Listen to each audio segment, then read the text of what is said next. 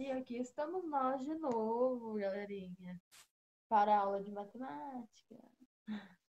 A aula de ontem foi super tranquila, vocês só fizeram poucas atividades. Então, hoje a gente vai corrigir essas atividades e vai começar algumas novas, tá? Então, hoje a gente vai, além de corrigir as atividades, vamos trabalhar com probabilidades. Vamos ver como a gente vai sair, né? Então, vamos lá? Aula de matemática, então correção das atividades do dia 22 e o quadro de possibilidades que vai sair a partir da página 184. Na página 168, eu pedi que vocês fizessem para a gente finalizar a unidade 4. Então, com o auxílio da calculadora, faça sucessivas divisões por 10 e observe os resultados. O que aconteceu com os resultados? Percebam que quando a gente dividiu por 10, apareceu uma vírgula. E essa vírgula foi andando para a esquerda. Cada divisão por 10, a vírgula pula uma casa para a esquerda. Perceberam isso? Então, quando eu divido um número por 10, a vírgula pula uma casa para a esquerda. E se eu dividir por 100? A vírgula vai pular duas casas para a esquerda. E se eu dividir por 1000? A vírgula vai pular 3 casas para a esquerda, tá bom? Referente ao número de zeros, a gente pensa no número de zeros. 10 tem um zero só, então pula uma casa para a esquerda. 100 tem dois zeros, então pula duas casas para a esquerda. E o 1000 tem três zeros, pula três casas para a esquerda. Lembre-se sempre disso. Ainda com o auxílio da calculadora, faça sucessivas multiplicações por 10. Então, agora a gente vai multiplicar por 10. Então, o número tem que aumentar. Quando a gente multiplica algo, a tendência é que essa coisa aumente. Então, multiplicação aumenta, divisão diminui. Então, o número era 38 milésimos. Vezes 10, o que aconteceu? A vírgula, ao contrário da divisão, pulou para a direita. Então, a vírgula estava aqui. Ela pulou uma casa para a direita. Tá? E a gente percebe isso depois muito, até o final, ó. A vírgula pula uma casa para a direita, fica aqui. A vírgula pula mais uma casa para a direita, dá 38. E depois a vírgula pula mais uma casa para a direita, mas ela fica escondidinha, e eu acrescento zero, então 380. Pula mais uma casa para a direita e acrescento zero, 3.800. Tá? Então, o que você descobriu? Então, quando multiplicamos um número por 10, a vírgula muda uma casa para a direita em relação à posição da vírgula no número original, tá? Então, por 10, pula uma casa para a direita, igual na divisão. Por 100, pula duas casas para a direita. E por 1000, pula três casas para a direita, tá? Página 179. Vocês tinham que completar as frases e procurar as respostas no caça-palavras. Então, os números na forma decimal apresentam duas partes, a parte inteira, antes da vírgula, e a parte decimal, depois da vírgula. O número 3 centésimos se lê 3 centésimos. Para ler um número decimal maior do que 1, primeiro lemos a parte formada pela parte inteira, antes da vírgula, e depois lemos o número formado pela parte decimal. Para comparar dois números decimais com a mesma parte inteira, podemos igualar a quantidade de algarismos depois da vírgula e comparar a parte decimal. Ao dividir o numerador pelo denominador de um número na forma fracionária, encontramos o número na forma decimal correspondente a ele. Página 183. Tinha um diálogo entre o pai do Joaquim e o Joaquim, e a gente tinha uma tabela com as características dos países da América do Sul. E o pai do Joaquim, cheio de segredos, disse que a próxima férias dele seria para a América do Sul, mas não disse qual país seria. E o Joaquim pensou, pensou, pensou e achou que o país possui litoral, então tem praia, faz divisa com o Brasil e tem o espanhol como um dos seus idiomas oficiais. Então, na questão número 1, era para a gente citar quais os países da América do Sul que não apresentam todas as características que o Joaquim citou. Então, esse país ou não tem praia, ou não fala espanhol, ou não fala, ou não faz divisa com o Brasil, tá? Não precisa que o país não tivesse todas essas características, tá? Era para não apresentar pelo menos uma das características, tá? Então, a Bolívia não apresenta características, o Paraguai não apresenta todas as características, o Chile não apresenta todas as características, o Equador também não apresenta todas as características e a Guiana e o Suriname também. A Bolívia, porque não tem litoral. O Paraguai, porque também não tem litoral. O Chile, porque não faz divisa com o Brasil. O Equador. O Equador também não faz divisa com o Brasil. E a Guiana e o Suriname não falam espanhol, não tem o espanhol como sua língua oficial. 2. Quais os países que apresentam as características que Joaquim citou? Então, tem a Argentina, a Colômbia, o Peru, o Uruguai e a Venezuela. Todos esses têm litoral, fazem divisa com o Brasil e têm o espanhol como língua oficial.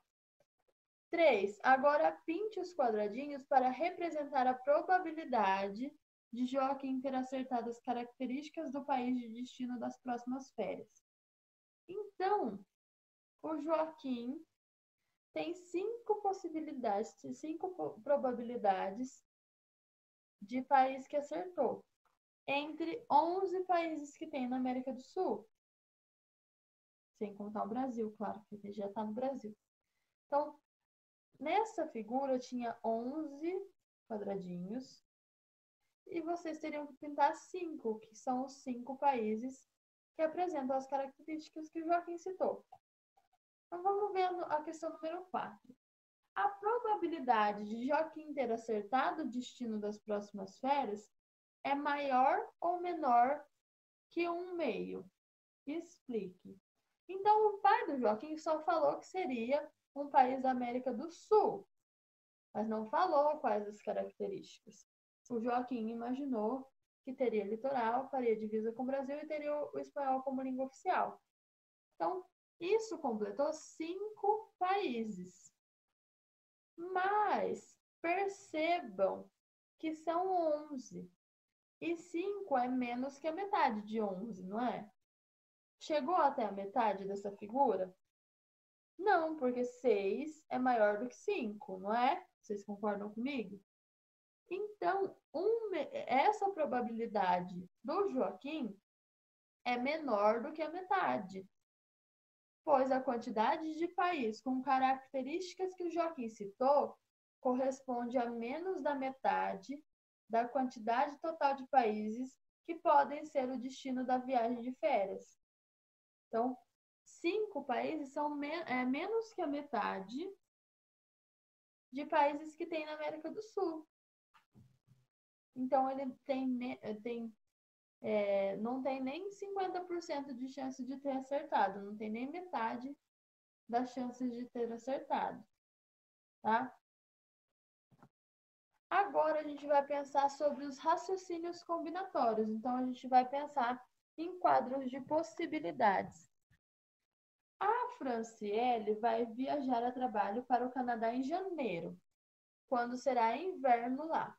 Ela vai levar então muitos acessórios para se proteger do frio.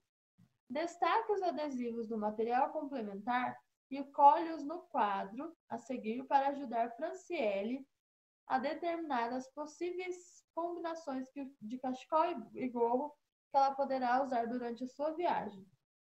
Então, eu já coloquei os adesivos para a gente poder visualizar melhor e entender o que é o quadro que apresenta as possibilidades de uma coisa e as possibilidades de outra, em um quadro, em uma tabela. Esse quadro em específico, que está os adesivos estão na página 318, tá? Esse quadro em específico, ele tem os desenhos. Então, tem o desenho dos 2 cachecóis, que são uma possibilidade, e dos 3 gorros. E a gente tem que ver a combinação dos 2 cachecóis com os 3 gorros. Esses gorros poderiam estar escritos à mão, por exemplo, gorro cinza, escrever assim, gorro cinza, gorro vermelho, gorro azul, cachecol vermelho. Então, a primeira combinação, a gente tem o cachecol azul com o gorro cinza, cachecol azul com gorro vermelho, cachecol azul com gorro azul, cachecol vermelho com gorro cinza, cachecol vermelho com gorro vermelho, cachecol vermelho com gorro azul. Então, a Franciele tem 6 possibilidades de combinação de cachecol e de gorro, tá? Então, 1, 2, 3, 4, 5, 6. Nessa situação, a gente poderia também fazer de outra forma. Como que a gente poderia fazer? Então, podemos determinar a quantidade de combinações por meio de uma multiplicação. Então, a gente pega a quantidade de cachecóis, que é uma coluna da tabela, e a quantidade de gorros, que é a coluna, que é a linha da tabela de cima. Então, 2 vezes 3 dá 6, que é o número de combinações que a gente já viu lá para trás, tá? Agora eu vou dar outro exemplo escrito para vocês verem, tá? O João tem 3 calças, uma cinza, uma branca e uma jeans. E 3 camisetas, uma de caveira, uma listrada e uma azul. Veja no quadro de possibilidades as combinações. Então, na coluna, eu coloco só as opções de calça, ou a primeira opção que aparecer, e na linha eu coloco as opções de camisetas. Então, calça cinza, calça branca e calça jeans. Camiseta de caveira, camiseta listrada e camiseta azul. E assim eu vou fazendo as combinações. Então, a primeira combinação, calça cinza e camiseta de caveira. A segunda combinação, calça cinza e camiseta listrada. Terceira, calça cinza e camiseta azul. Depois, calça branca e camiseta de caveira. Calça branca e camiseta listrada. Calça branca e camiseta azul. Depois, calça jeans e camiseta de caveira. Calça jeans e camiseta listrada. Calça jeans e camiseta azul. Tá? Então, esse é o quadro de possibilidades. É assim que a gente monta o quadro, tá? A gente coloca na primeira coluna, na coluna na vertical, uma das possibilidades, das combinações, e na linha o outro objeto de combinação, tá? Então, nos espaços que elas se encontram, a gente coloca qual a combinação que dá. A gente pode fazer assim montando o quadro, ou podemos realizar a multiplicação. Então, número de calças vezes o número de camisetas. Então, 9 é o número de combinações. Então, deu 9 combinações.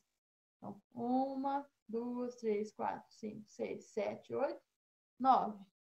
Tá? 3 vezes 3, 9. Agora vocês têm atividades, tá? Então, vocês vão responder a questão 1 e 2 do livro didático, que estão na página 184 e 185. E depois vão responder no livro de exercícios complementares, da página 92 até a página 98, tá? Parecem muitas páginas, mas tem bastante quadro de ordem, quadro de possibilidades para fazer, tá?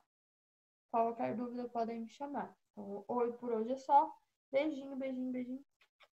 Até mais.